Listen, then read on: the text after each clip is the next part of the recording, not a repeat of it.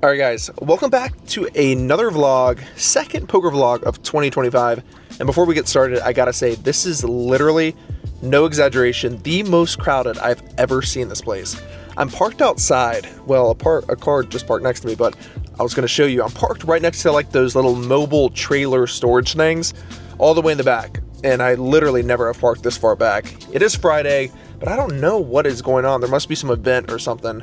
But yeah, hopefully this means that the poker games also have a lot of action and hopefully there's a lot of games running, which I'm sure will be the case. So enough rambling guys, gonna hop into the 2-5 game at Seminole Casino Coconut Creek. Let's go ahead and get started. Let's go. All right guys, first hand of this 2-5 session, we're on the button with 9-7 suited. There's two early position limps to me. I make it 35 and they both call. So going three ways to a flop with not the best hand. It comes out ace 8-3 with one spade. It checks to me, and this is probably a pretty good board to continue on. Ace out there, we have some backdoor flush draws, straight draws, and it's pretty dry, so I continue with the small sizing and really see one of the players call. The turn now is the king of clubs. So he checks it to me, and with our exact hand, this board is obviously not good. We really have nothing going on. But now that there's a king out there, if he floated the flop with pocket sevens and 8, 9, 10. I think another barrel he's going to fold. Sure, if he has an ace, I don't really imagine him folding, but we have no showdown, so it's at least worth trying. So I put out $140 and he folds. So we will take the first hand of the night. All right, guys, second hand, and we have aces. Super weird configuration happening. There's a button straddle. The small blind calls to $10, and now under the gun only makes it 20. We're to his left, so we make it 75, and the button now makes it 150. So super weird action happening so far. It folds back around to me, and I look at his stack, and he has around $500 behind. So I actually think just jamming here isn't the worst play. I don't think he's going to be folding any big pairs, but at the same time, I feel like my hand may be face up. So with aces here, I think calling is probably the best. If I had kings or queens, I'd probably just rip it. But with aces, I'm planning on just check jamming pretty much any flop. The flop comes out queen 7-4 all hearts. So not the best board. We lose to pocket queens now. And if he has a hand like tens, jacks, kings with a heart, he has a lot of equity. So I check it. He continues for 200 and I stick to the plan. I go all in for his remaining 300, so 500 total or so, and he ends up calling. So praying that we fade a heart, the turn comes a 7 and the river is a 3, so it looks pretty safe, and we are going to win this one versus pocket jacks with a heart, so he did have a good amount of equity. Let's go. All right, in this next hand, I apologize, I recorded it in slow motion, so I'm sorry. But in this one, we have ace king offsuit in the big blind. There's 5 limps to me, so this table has been super passive and limp happy, if you will. But with a hand as good as ours, we're definitely going to be raising. So I make it $50, and we only see the cutoff call. So heads up to a flop, which comes 9-3-2. This is a flop that I'm going to be c-betting on pretty much all the time, and this time is no different. I bet $50, and he makes the call. The turn is the 3 of spades. So it doesn't change too much.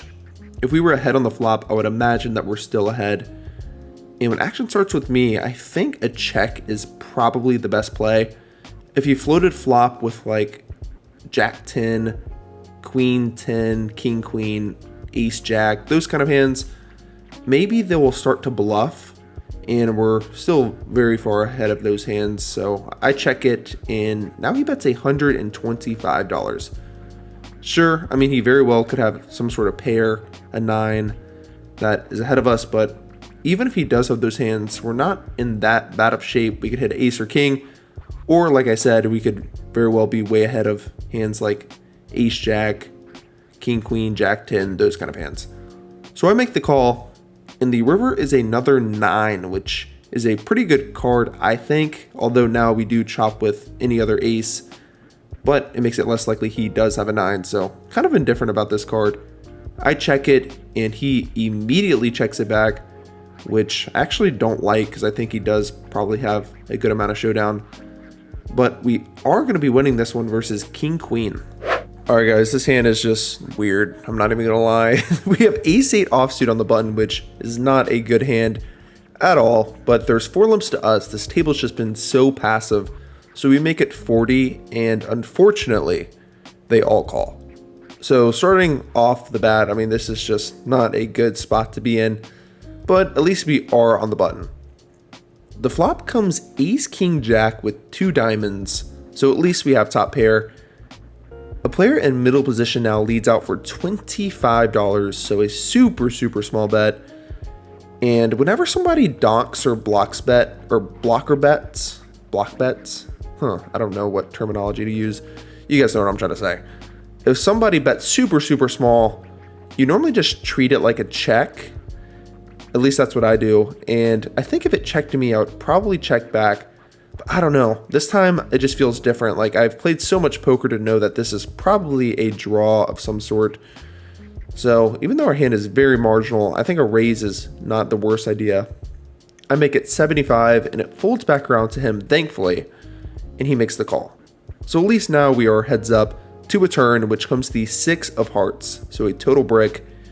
He checks it, and once again, I'm pretty sure he has a draw of some sort, whether it's a flush draw, a pair plus straight draw. So I think another bet is probably best. We can get value from those hands. I make it 150. Once again, he calls. So going to check back pretty much any river unless we improve. The 7 of clubs is no exception. So when he checks it, pretty quickly check it back, and we win versus Queen 9 of diamonds. Alright guys, next hand of the night, there's a button straddle, and we are under the gun. We call with 3-4 of clubs. One other player calls, and now the button makes it 60. He hasn't raised pretty much all night, so I'm already putting him on pretty big cards. And with a hand like ours, we can very well crack some of those big pairs. Also, just straight up, I love playing these kind of hands. So I call, and that invites the other player to come along. 3 ways to a flop. Well, I do not regret my decision one bit. We flop the nuts, 6-5 deuce. Yep, I rechecked my cards. I did in fact flop the nuts. Action ends up checking over to the button, and I love to see that he continues for $100. After this bet, he has around $700 behind. So in my position, if I had a hand like Jack 10 of spades, King X of spades, Ace X of spades, maybe even some smaller pairs. I mean, I probably wouldn't do this, but he doesn't know that. I probably would just be jamming or raising, probably jamming. So, with a hand as strong as a straight, I think jamming actually isn't the worst idea in the world. Plus, at the same time, who jams for $800 with the nuts? I don't know. I guess I'm just trying to balance here. So I go all in, which is an extremely big raise, but if he has one of those big pairs, I really don't think he's going to be folding. But this time, I'm just completely wrong, and he snap folds. Okay, well, that sucked, but, it is what it is. Maybe a little bit tilted after that last hand. We have 10-6 of diamonds in late position. There's an early position raise, which is just foolish to re-raise this because the table's been so passive. But I think I'm getting a little antsy here. I make it 50. The big blind calls the 50 and the initial raiser calls. So already this is just so dumb, but at least we're in position. And at least we do flop a pair. It comes 9-6 deuce with 2 hearts.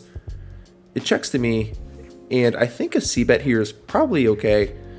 We can protect against like the overcards, king, queens, those kind of hands. So I bet half pot, and the big blind's the only caller. So now we're going heads up to a turn, which is the 4 of hearts. This time when he checks it over to me, I check it back, and the river brings us some help. It is the 10 of spades.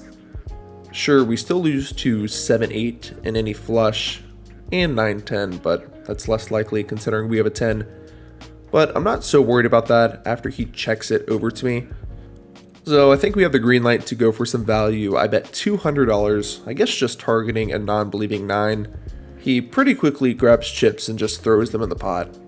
Kind of out of frustration, I show my cards and he's even more frustrated, rightfully so, as he shows king 9 offsuit. So getting super lucky in this one, and honestly running pretty good so far, but I am not too happy with how I'm playing, raising all these garbage hands and just getting lucky. Alright guys, no exaggeration, it's probably been an hour and a half or 2 hours since we played our last hand. And I want to preface that we're doing bomb pots every dealer change for $25 each, and I have lost every single one of them. So between those, just not getting any hands this last 2 hours, it's just been bad. So when I see King 9 suited under the gun, it literally looks like pocket aces. So I'm going to raise it up to 20, and we only get one call by a player in later position. So heads up to a flop. That comes King High. 2 spades out there. There's some flush draws, straight draws. I continue with a half pot size bet, and once again he calls. The turn now is the 3 of hearts, so a pretty innocent card. Sure, 5-6 gets there, but not too sure he's going to have that often. So just to switch it up and be a little balanced, if you will, I decide to check it over to him, and he pretty quickly checks it back. So almost certain that we do have the best hand until the river is another 7. This card, generally, I think is going to be much better for him. So although I'm probably going to be calling any size bet, I check it over to him once again. And now he bets only $25. So initially I was planning on check calling, but once he bets this super small sizing, I'm pretty sure he's going for value with a hand worse than a pair of kings, but better than a pair of like 4s or something. Basically, I think he's value betting like 8s, 9s, 10s, maybe even jacks, and he's trying to get called by ace high. If he had a king or trips, I'd imagine he would bet bigger, or if he had a bluff, I would imagine he would bet bigger. So I don't know, it's just a very weird spot, and in theory, I don't think this raise makes hardly any sense at all. But that's what I do. I make it $110 just targeting those hands. Although, sure, I open myself to getting re-raised, but I just really don't think he's going to be doing that in this hand. So after about 2 minutes, it's very clear that I'm not going to get re-raised, and I'm praying on a call. Sure enough, he calls. I show my cards, and he looks pretty shocked about the line that I took. Rightfully so, because it really didn't make all that much sense. But hey, I think we very well may have got the max. Alright, in this next hand, we look down at ace queen offsuit in early position. We open it up to 20. The button now 3 bets me to $60. One of my good friends, Paul, he sits down in the small blind and he calls the $60, and he has piles in front of him. I think he has like 2,500. But with this dynamic, I probably was just going to call the button raise, but since Paul also called, I think a re-raise is probably mandatory. So I re-raise it up to $240. The button looks a bit frustrated. Good player. And he ends up folding. So pretty good outcome. But now Paul calls the $240. Paul's known to switch it up and be very confusing to play against. So I don't really know what to make of this so far, but all I know is that we have a pretty good hand going into the flop, which comes king 8-5 with 2 spades. He checks it over to me, and with a king out there, I think I have to c-bet pretty much all the time. So I bet small, I bet $125. Paul now raises me to $375. Ugh, this is just such a weird spot because ace high could very well be good. I don't think he's ever going to be raising a king here. We block ace king, king queen. I just really don't know what to think of this. I really feel like he's making a move, but I know Paul, and I know if I make this call, I have to prepare myself to call an all-in on the turn. And straight up, I don't know if I have the balls to do that right now in this session. So unfortunately, I let it go. And he shows me 4 deuce of hearts. Wow. And to note, my girlfriend was watching this hand the whole time. Thanks, Paul. Nice hand. In this next one, we have pocket 5s in late position. We raise it up to 20, and we see the button and Paul in the small blind comes along. So 3 ways to a flop, which comes out jack 10 5. Thank God. I was getting pretty tilted after that last hand. It really bothered me. But now that we have a set, hopefully we can make back a lot of this money. Paul now leads out for only $25. And on a board this wet, we literally have a slam dunk raise. And I think we can raise pretty big. I make it $125. Expecting the button to fold a lot of the time. But he does not fold. He proceeds with a call. And now this invites Paul to come along. So we're going 3 ways to a turn. Preferably no club, no ace, no king, no queen, no nine. So there's a lot of cards we really don't want to see. The king of diamonds isn't the best. We now lose to queen nine and ace queen, but I don't think a gutter ace queen is going to be calling all that often on the flop. So when it checks to me, I think we still have a pretty clear value bet. It's not the most comfortable spot, but I don't want to check this and just give these players a free card. So I continue for $300.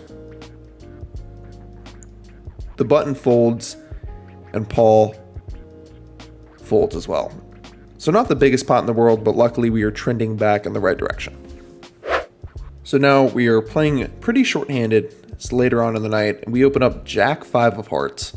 This is just so bad. Once again, this session has been really poor in terms of pre-flop hand selection. This one is no different. We raise it in later position, and we go 3 ways to a flop. Well, we really can't ask for much more than Jack 8-6 with 2 hearts. We flop a flush draw, along with a gut shot straight draw to the bad end of the straight. But once again, all things considered, this is not a bad flop at all. The first player to act now leads out for $35. Against this size and this board, it's generally going to be better for both of them and not really so much for me. So I just call. And now the button raises to $160. The initial raiser folds, and with our exact hand, we're definitely not folding. So I make the call, praying that we improve, but it comes the king of diamonds. So already kind of regretting this whole spot in general. I wish I would have just folded pre-flop. So when I check it, I'm praying that I can see a free river, but that's not the case as he bets like $425, so I immediately fold. Chips in the rack, getting ready to leave. We're playing 4-handed. There's a button straddle. The small blind makes it 35. I make it 100 with queen jack of diamonds. This time we're playing a real hand. He's the only caller. So we're going heads up to a flop in position, which comes pretty good. It comes Jack 5-4 with 2 hearts. He checks it to me. I continue with a third of the pot size bet, and he calls. The turn now is the queen of spades. So we have top 2. Our hand is almost overkill.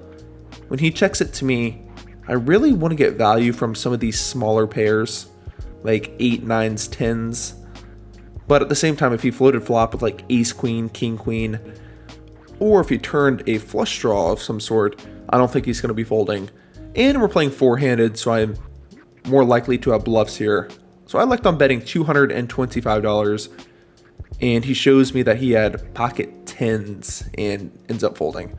So actually a pretty unfortunate turn card. Although it improved our exact hand, I think if it was a brick, he probably calls one more straight.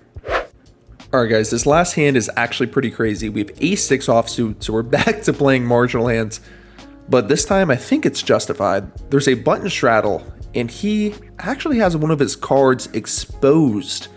It is the queen of clubs, I believe. I don't remember the exact card, but it was an exposed face card. The small blind calls the $10 straddle, and with ace-6, well, pretty much just any ace, I think a raise here is probably okay, so I make it 50.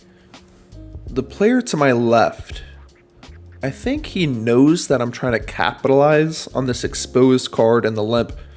So it's one of those poker psychology things where it's like, he knows that I know that he knows, whatever. So he now re-raises to $175. It folds back around to me, and once again, I'm pretty sure he's just re-raising me, figuring that I'm raising light with all of these dynamics, along with me just straight up playing out of the rack. Like, I think he wants to apply as much pressure as possible. So with all these variables, once again, the exposed card, the limper, me playing out of the rack, I think he's doing this very light, and I think a re-raise is not the worst idea. We're also playing four-handed. So I make it $450, obviously praying that he folds. And he does. So with some pre-flop aggression, last hand of the night, we win around $200 extra. We'll take it. All right, guys. We just wrapped up the session, and first things first, thank God I found this phone in my drawer earlier today. It's pretty beat up, the screen at least, but the camera works completely fine, even though it is the older iPhone. So I was planning on using this one to record shorts and my normal iPhone to record the long form video that you're seeing right now. But halfway through, my phone died, which has been like, it's been like the fourth session in a row that this has happened. So once again, thank the Lord I brought this phone. So regarding this session, I don't want to ramble too long because I really want to work on like not talking that much in these videos because I feel like I start to ramble and it's probably quite boring. But there is a few things I do want to touch on. First things first is that this session was pretty long for me. I normally play, I think I said this before, around 3.5 hours. That's my sweet spot. Anything longer than that, I really start to make mistakes like mentally, and that's something that I 100% need to work on. And today we got here at 9:30 and we left at like a little past 3 a.m. It's 3:30 a.m. right now. So I played, what's that, 5.5 hours? Something like that, I think 5.5, which is much longer than I'm used to. So I'll be the first one to say tonight, like I definitely, after that 3.5 hour mark, I definitely was making some mistakes pre-flop. I noticed that I was getting tilted a lot easier, like that one hand that you guys saw against my good friend Paul. He made a sick bluff, but like I found myself getting tilted after that pot, where normally like earlier on in the session, it really wouldn't have bothered me. So between those two things, just mentally feeling worn out, I'm pretty happy with the outcome. We were in the game for 1,200. We were out for 1952-ish or something. I bought my girlfriend a massage for like $50. So we won $750 in 5.5 hours. So cannot complain about that, especially with the way that I was playing. Not too happy with it. Right now, it all feels like a blur, but you guys just saw the hands, so I really don't need to go over them again. So I hope you guys enjoyed this one. As always, guys, please hit the thumbs up and subscribe if you enjoyed this video. And yeah, second vlog of 2025 finished. I'll see you guys in the next one. Peace.